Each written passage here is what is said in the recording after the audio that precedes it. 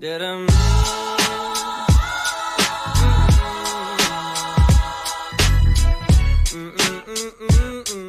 everybody, it's me, MiaFran again. Welcome back to my channel and to another Fruits Basket review video with Chantal. Hello. I was gonna say it's a pre-scout video because I'm so used to just saying that in my intro. So sorry guys. Today's video we're gonna talk about the newest episode of Fruits Basket, episode 7. I don't remember what it's called. To Crunchyroll. Let's start the watermelon splitting contest. Oh, splitting. I thought they said spitting. I don't know why. You know what? I read it as spitting too when I was reading the subtitles, so maybe that's just a mistake that everybody is making. Maybe. I hope so, man. Because I'm like, how far are you gonna spit the watermelon seeds? Right? But they're talking about the thing where you blindfold yourself. It's kind of like breaking a piñata. Although I feel like that's like more dangerous because like, I don't know, because you're trying to hit at the ground. We saw Toto's mom like destroy a flower like pot and almost destroy the dad's little. I know, she like destroyed the incense shrine. You know, this episode was pretty good. Man, Akito, what a fucking asshole. Oh my god, like literally whenever Akito was like laughing and shit, I was like, you crazy bitch. I was scared for my life, man. Akito's crazy, man. So I know you want to talk about some things, Chantal, so you have the floor. What did you want to really discuss in this episode? Oh man. So we can go ahead and do what you want to discuss, just because I'm really curious to know what you thought. Because as you guys remember, as you guys know, or if you don't know, I have read the manga, and Chantal has not, so this is all like new stuff for her. She's never like seen it before. I've told her some spoilers, but even so, man, this is not what I expected. So anyway, what's your topic, or what things did you want to discuss in terms of this episode that made you go like, what the fuck, or you were shocked, or you're mad, or made you feel some type of way? I want to talk about Kyo and Toto's moment because that was fucking cute and so heartwarming, man. Oh yeah, that one was cute. That one was good. There were several good. It made me like fall in love with Kyo so much, dude. Like, you have no idea. I mean, just the way that he like looks at her when she's like remembering her mom, like, and she kind of looks over and like catches him. It's like, damn. It's so cute. It's like, damn. I wish a boy would look at me like that while talking about something I care about. I know, like he's so in love with her. Yeah, it's super. At this point, I feel like it's super obvious, and now at this point, we're getting like more of the actual like love triangle stuff, which is beautiful, but it's gonna hurt. It is. It's a love triangle, so yeah. Because I mean, both of the ships have like their own things, good qualities. But it was really cute because like from the past few episodes, he knew that there was something wrong. Yeah, he can like immediately tell. Yeah. Toto's still being like considerate because she's like, oh man, they've had bad parents, and maybe I've been like making them feel bad because I'm always constantly talking about my mom. So she still has everything that Hiro told her on her mind, but Kyo was like, fuck that shit, just talk about your mom. If you don't do that, it's just weird. Well, plus he's like your mom has nothing to do with our parents, like you don't have to worry about it, like just because you bring it up doesn't mean it's gonna offend us or make us feel bad or something, because like they're not gonna be salty because she's got a good relationship with their mom. They'd probably be really happy for her and would like to listen to her stories, because like not all of the Zodiac members have like terrible parents, but most of them do. Yeah. Or we don't really quite know. Like all the older Somas, like Shigure and like Hattori and stuff, like Kureno, like you don't fucking learn about their parents. That shit doesn't matter. Kyo just tell Toto about his parents for a little bit. Oh yeah, true. Yeah, I was like, oh shit.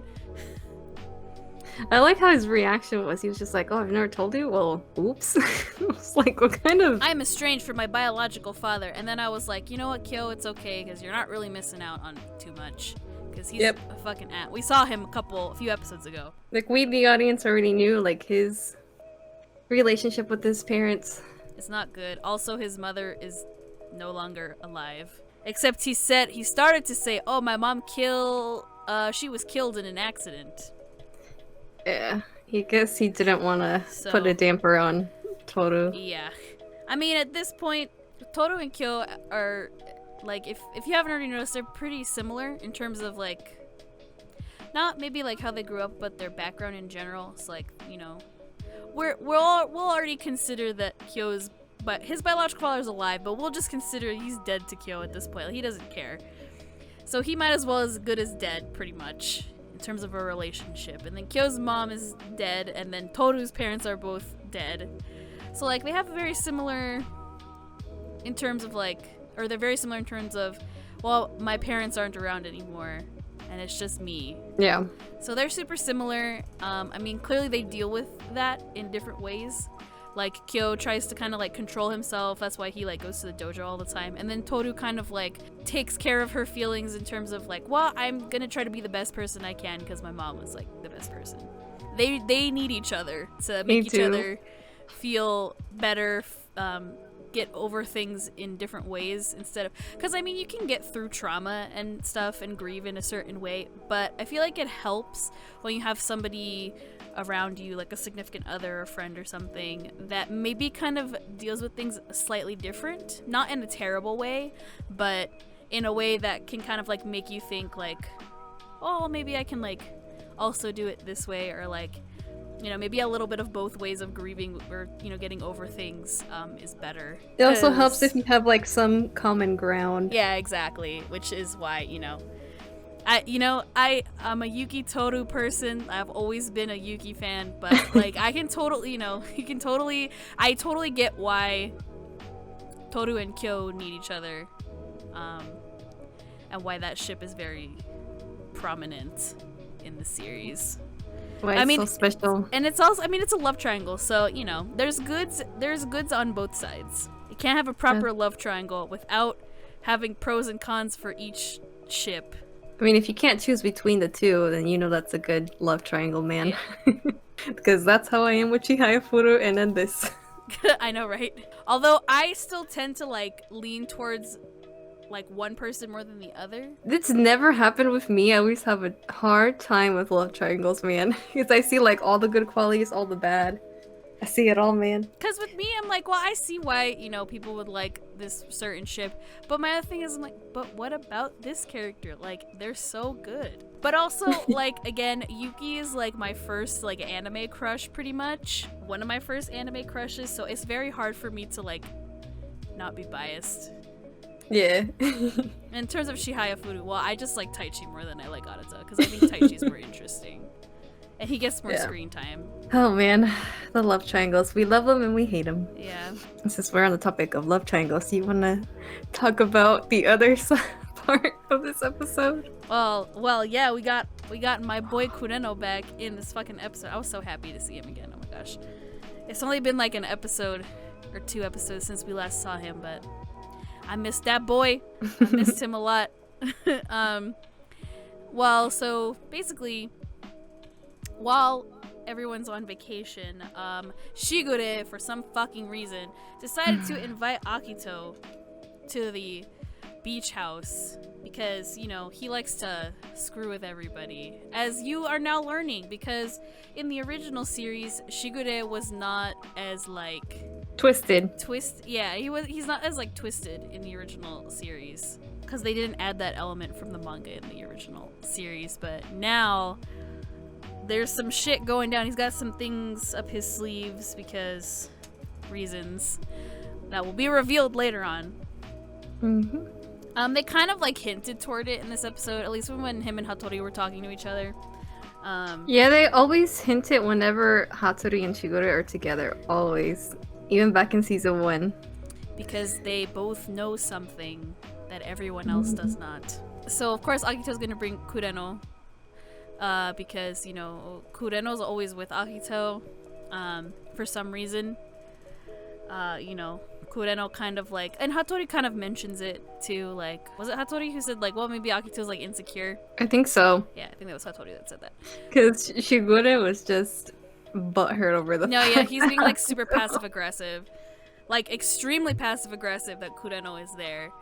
I mean, and you can tell that Shigure does not like Kureno, but you could also already tell that, like, in terms of when he was talking, when they're both in that little gazebo, him and Hattori, Shigure and Hattori, and they're talking about, like, oh, well, everyone's here, blah, blah, blah. He says, like, oh, and he brought Kureno-kun with him, but he says it in this way that's just, like I said, very sarcastic. Yeah, again, like, really passive-aggressive, like, he's clearly trying to, like, hint that, oh, I do not like Kureno. What happened in the last episode, the very end, you kind of tell what happened in terms of what the relationship between Shigure and Akito is like.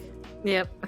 There's some things going on, but also between Akito and Kureno. So, I mean, it's clear that Akito has favorites and doesn't have favorites, but also likes to just fuck with people. So, you know, clearly there's some, like, shady relationships going on, and clearly Kureno is not Shigure's favorite person. And then Akito just tells Kureno, okay, you can leave now, goodbye. And then Hattori's like, well, how come, like, you need to let Kureno see all of us more often? And Akito's like, no. He did say, basically, straight up no. Yeah, well, and then Kureno just goes off to some other room and just chills in there for, I don't know, forever, I guess. Because then once Akito leaves the room to go say hi to Haru and Kisa and Hiro and Momiji, like, Hattori and Shigure have, like, another conversation about, like, what the hell is going on. But even then, it's kind of, like, shrouded in mystery, even though they're the only ones talking to each other. But we as an audience, we can't know all the details. Shigure, like, you know, when he back at the gazebo, he basically is like, he says, like, well, if we weren't all, like, you know, he said, talked about being, like, twisted, and I'm just like, bruh. Like, we're only barely seeing the scrape of, like... Yeah, you're barely scratching the surface. I mean, there's a reason why he's like that. I mean, that reason's not gonna get revealed so much later, but, you can kind of tell in terms of, like, kind of what's going on, because Hattori tells Shigure, he's like, you need to be nicer to Yuki and Kyo and Toru. Basically, whatever Shigure wants to do, again, I'm not going to say what it is, because that's a spoiler, but he's basically trying to do something and, like, get something done. He wants a certain result, and he doesn't care who gets hurt in the process, because once the outcome that he wants to happen happens, then everything's gonna be fine, like, it's gonna be all good. But, like, you know, he's doing it in this twisted way because, again, he doesn't really care what happens to everybody else. It's just, yeah, like, the result that he wants has to happen, and if he has to be mean to everybody or, like, you know, string everyone along and get them involved in his little plans, like, he's gonna do it, and he, you know, he's not really gonna care too much and just kind of hope that, like, you know, oh, everything works out and everyone forgives me. Yeah, he does mention something like that in season 1 with Hattori. Yeah, see, they always talk about, like, secretive things. Ayame too, when he's around them, but he's not in this episode. Yeah. Because I do remember back in season 1, he was saying, you know, he's like, I really don't care if they think I'm, like, twisted, and I don't care who I end up hurting, but I'm doing this because I want what I want. He did say he wasn't afraid to get his hands dirty, so... Yeah, and I mean, you know, because at this point, he doesn't know how to get that result, so he's just kind of trying everything. Which, I mean, once you find out what it is, it's like, okay, I understand, because there's not really, like, a real way to, like, make it happen. I don't think. It just kind of has to, like, happen, but it's like, because he wants to speed up the process to get the result that he wants. So, you know, yeah, like I said, if he's gonna, like, you know, have to screw people over, he's gonna do it. Especially if he's gonna screw Kureno over. But that's because there's reasons why he doesn't like Kureno. And then, of course, Yuki has to meet up with Akito, which was really awkward and scary. I was so worried for him. Because the minute he sees Kureno, he's just like, wait a minute, if he's you're like, what here, the fuck are you doing here? Yeah. Akito is a really sadistic person, so, you know, maybe he's also a little masochistic as well. Oh boy. But he tries to hide it behind this veil of, like, oh, I love all of you. Which was really creepy when he said that at the end of the episode. That gave me chills when he said it like oh, that. Oh shit. And then, you know, of course, Kisa is also worrying, like, oh, Akito's not gonna hit Toru. Or be mean or something like that, right? And I'm like, Yeah, everybody's like really concerned, They're all on mostly edge. for Toru. Like Yeah. they can handle it, but they're like more worried about Toru because she's never really been around Akito. Yeah, I mean, she met Akito back in season 1, but even then it was like for like 5 minutes, and it was in public, like it was at school, so like they weren't in the privacy of like the Soma estate or like a house. So anything can happen, and anything goes, Dun dun dun. which is very scary, man. Yeah, it's pretty scary considering like Akito's creepy ass laugh. Oh my god, that was really scary. I did not like that. Can't wait to see how Colleen does it. I know. in the dub. I know. I'm excited to hear that. To hear the dub eventually. Speaking of the dub, I did watch episode 4. The dub came out today. It was really good. I cried again. Oh boy. But I can't wait to see the disaster that's about to happen, though. I know. It was really cute though when because Kyo has to stay behind too because they make the whole rest of the family go. But of course the cat's never invited to family gatherings, and then Toru, well, she's not part of the family, so she doesn't have to go. But they're kind of stuck alone with each other, and like I thought it was really cute that she's like, "Oh, let's like make some food, you know, because they're gonna be hungry when they come back." And she's like, "What do you want to eat?" And he's like, "I want pancakes." You're so cute. I heard someone mention delicious pancakes. That's all I thought of when he said pancakes, and I was like, oh god. But we didn't even see them eat them. No, they were just basically waiting for everybody. Like, they Yeah. ate, but they were still waiting. Yeah. It was late at night. I was like, I God know, damn, how cute. long did this take? I know, how long does this visit go? Like, what the fuck? You know, it kind of reminds me, you know, like, I don't know if this is how every family is. I know this is how, like, my family is. You could probably relate. I feel like this is how, like, most, like, Mexican families are, like, big families and shit. It's like, you know, you go to like a family gathering and it's always like with relatives you don't know that well, even if they're like your cousins or like second cousins or whatever, or like your great aunts or whatever. And like, does this happen to you where your mom is like, did you go say hi to so and so? Yes. Did you say hi to this person? And it's like, It's so awkward and I hate it. no, I didn't, but I mean, I'll go say hi, even though I barely know this person. I only see them at these gatherings, and even then, all they know about me is my name and whose kid I am. They know that I'm your kid, and that I'm so-and-so's grandkid. That's it. They don't know anything about me. I hate doing that at family gatherings. It's like the thing I, like, look forward to the least, I know. which is not at all. Like, Easter, hated doing that. Christmas, hate doing that. Also because everyone's all old and stuff, and it's like, I don't want to break this person. They're fragile. And then it's awkward because you have to say goodbye to, and it's like, oh, fuck. It's like, I already spent like 10 minutes saying hi to all these people, and now I have to say bye to everybody. Even now, as an adult, my mom will still ask me, did you say hi to so-and-so? And if you don't, they'll put you on blast. I know, and yeah, if I don't, then my mom, like your mom will look at you like, my mom does the little, like a tisk, you know? She goes like, go say hi. Like, that's really like all her like threats are, is like, nah, man, you know I'm gonna, you're gonna get in trouble. Like, go say hi. Like, if you don't say hi, they're gonna get mad at you. And it's like, like, I'll just be passing by with my food and my mom will be like, hi, Chanti, ¿por qué no dices hi? I'm like, do you really have to say this, like, right now? I know, like, what the fuck? Like, you have to say it out loud. Like, why do you have to ask me, like, so loud? My mom will ask me really loud sometimes. Hi, great aunt so-and-so. How are you? It's been, like, you know, I haven't seen you since last year. Christmas again. Or at Easter. I mean, some of my great aunts, like, I know them more than, like, others.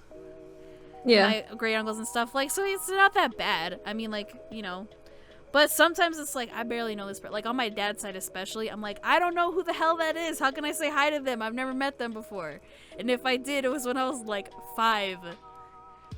I don't know this person, but my dad knows like literally every person he's related to ever.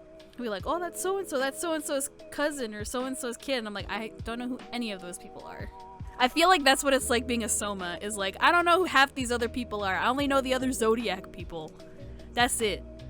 So I was like, I couldn't relate when they're like walking there. And I'm like, how far do they have to walk? Because Akito and Kureno and Hattori, they're like staying in like an annex. They're staying in a separate house on the Yeah. property. I was really worried, man, that they were all gonna stay together. Yeah. So that gave, like, the whole episode gave me, like, major anxiety. I was like, know. what the And I was fuck? like, oh shit. But yeah, I'm like, how far do they have to fucking walk? My god. It doesn't help either that everyone's worrying the most about Toru, and they Well, yeah, obviously 'cause- want to keep them, like, as far apart as possible. Yeah, because Toru is gonna meet up with Akito at some point. Like, she has to go, you know, pay respects. Obviously, Akito's letting Toru live at Shigure's house, so you know, it's just a respectful courtesy visit. Mm-hmm. So it's one of those things where it's like, oh shit, she has to, like, you know, go say something eventually. Not looking forward to that, man. Nope. I don't think anybody is. Because even Hattori is, like, really concerned for Toru. Yeah, like, that's even why- though he says, like, to Shigure, where he's like, well, I don't really care what you do. No, he does But- care, but he but he can't does do care. anything. Yeah. Because Hattori is very He's very protective. careful. Like, you can Yeah, he's very protective, but he's very careful about what he does because, you know, the last time he tried to, you know, get something done for himself and protect other people, he got fucked up. And then he had to, you know, erase someone's memories. He had to erase the woman he loves' memories. And then watch her get married to some other fucking person. So Hattori is very, like, he's protective. That's why he's also telling Shigure, like, you need to fucking, you know, you need to be nicer. You need to, like, watch what you're doing. You need to be careful. So even in season 1, he told him, he's like, if Kyo doesn't hit you, it's probably gonna end up being Yuki. Someone's gonna, like, smack you for doing all this bullshit. I can neither confirm nor deny if that ever happens, because I honestly don't remember. It's a whole mess, man. Yeah. Well, I guess we should talk about the final scene. Yes. More love triangle stuff. Oh my god. That was so cute. The Yuki part. Yeah. Yuki and Toru also get their own little scene, which was really fucking adorable. You got shooting stars, Yuki being emotional and crying. Bruh. I hate to see it, man. It hurts. And, like, you know, he basically just told Toru, you know, I care so very deeply for you, without saying the word love, but, you know, that's what he meant.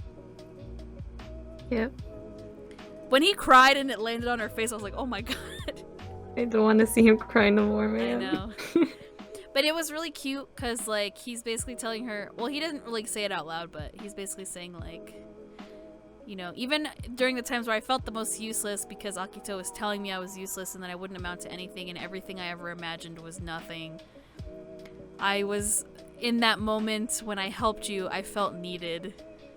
That was the first time I ever That felt was so needed by someone. sad. It's like, oh my god. Like, goddamn, Akito. I know. Well, and even then, he even tells Toru, like, well, thanks to Akito, I figured out what I want to, how I'm gonna do this and how I'm gonna go about this. Yeah. Whatever this means. But it was really cute, and it just kind of, like, cemented my love for Yuki. Because it's like, Then the aw. freaking OST that plays in the Dude, background. that song that played during that scene was so cute. It was a good song. It was. Ugh, we have to wait till the fucking soundtrack comes out, man. Just listen to the whole thing. I know. And they were shooting was good. stars, and she was, like, holding onto his shoulder while they're looking up in the sky, and then he, like, leans on her shoulder. Oh my god, it was the cutest thing ever. So, you know, Toru got some good moments with both Kyo and Yuki in this episode. Now, which one was your They're favorite? pulling at your heartstrings. Which one was man. your favorite? Like, though? you can't make me choose, man. I'm that person that's like, why not both? It's hard to choose because I liked both scenes a lot. And again, I'm a Yuki bias, but the stuff with Kyo was so cute too. Like, again, just the way he looked at her. Like, when he was watching her, like, reminisce, is like, that was like he's so into her. He's so, like, in love with her. Clearly, he's not gonna, like, admit it or anything, but, like, you can just tell at that moment, it's like, nah, he's fallen super hard. He's just not gonna admit it to himself or to her. Yeah, it was like super sentimental and what's the word that I had a different word too, but I can't remember what the word was. Sincere, that's what it was. Yeah, sincere, very sincere. You can tell just the look in his face, and he doesn't stop when she looks over and, like, catches him. Like, he's still looking at her that way. It's just like really natural and just, I don't know, like Yeah. everything felt like it fell into place in that moment for whatever reason. And I'm like, God damn it. Like, this is fucking cute, man. Yeah, but then the scene with Yuki is against like the same thing. Like he's looking really sad, but she notices and she's like, "Then why do you look so sad?" And then like he feels comfortable like breaking down in front of her. It's hard to choose, man. It's a hard love triangle. This is probably one of the like, I don't know, most famous anime love triangles. Mm-hmm. Manga love triangles, because it's like who like again, there's like pros and cons for both. I mean, she does pick one of them, obviously. Like that's no secret about that. Like she's gonna end up with one of them. She can't pick both. It's like it's gonna be interesting to see like one, people's reactions to like who she eventually like ends up with, but also like how we get there. Because again, it's a wild ride, man. It's like this is just like the tip of the iceberg. We're barely scratching the surface with the love triangle, but we're now finally getting all like the love triangle stuff, because clearly, again, you can tell Kyo is interested in Toru, Yuki's interested in Toru. Like there's been multiple moments, like even just the past like few episodes, where you can see little inklings that both of them have feelings for her. Yeah. And, like she's kind of like oblivious, but also not oblivious at the same time, because she also has like conflicting feelings, which we'll see like later. But of course, you know, again, this is not the only love triangle we got, man. Because there's some shit going down with Akito and Kureno and Shigure, implied things. And then of course, you know, we got Ueno, Uotani, sorry. Ueno, yeah, Kureno and Uotani. Their ship name, I guess. We got those two. Well, I can't wait for this wild ride, man. See where this is Me too. all gonna go. Who the fuck read the next title card? I couldn't tell. It might be Rin? I can't tell. Yeah, it's Rin. Okay, I was gonna say, wow, I'm good. I knew. Yeah, I think that's it. You know, good episode. The drama's just beginning. Some real shit's gonna go down in the next episode for sure, because we've seen screenshots, which I thought was gonna happen in this episode, but they didn't. Get your tissues ready, guys. Well, thank you for joining me, Chantal. No problem. It's always fun. Are you ready to talk about some sad stuff for next week? No. I'm not ready, man. Well, you're gonna have to be, because it's gonna be on your channel. So next week we're gonna have a video on Chantal's channel, guys. So please go subscribe to Chantal if you already haven't, and please follow her on Twitter. I'm gonna put all the links in the description. It'll be at the end card as well.